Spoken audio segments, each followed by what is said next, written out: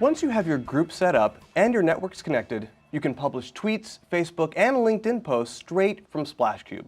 You can also determine which network to post to and schedule messages to be posted automatically in the future, all from SplashCube, saving you the time and effort to log into each platform and create new messages from scratch. Let's take a look at how this works.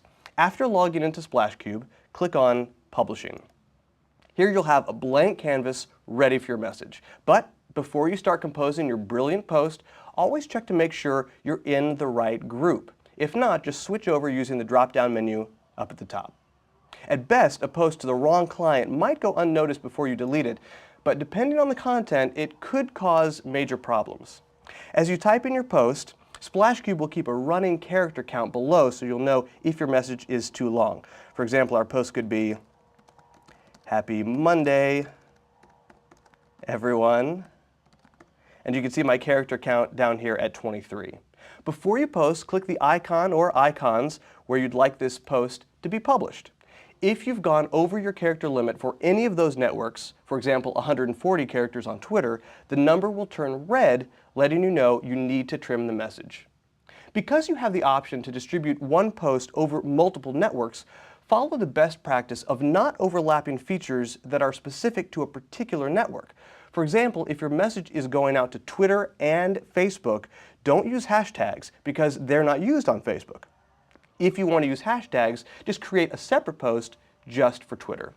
When you have your post just the way you want it, and your network or network selected, in this case I did choose Twitter and Facebook, now it's time to decide when to publish it.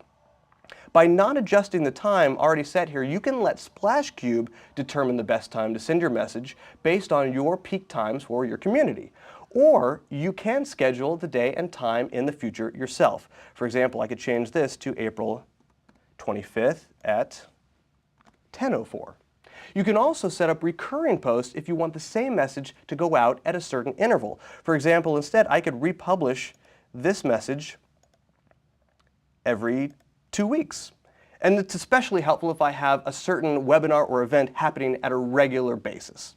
Underneath the New Post section, you'll find a list of your scheduled posts, published posts, and recurring posts, along with the time they were published and the time they're scheduled in the future. For example, under Published Posts, I can see exactly when all of these went out.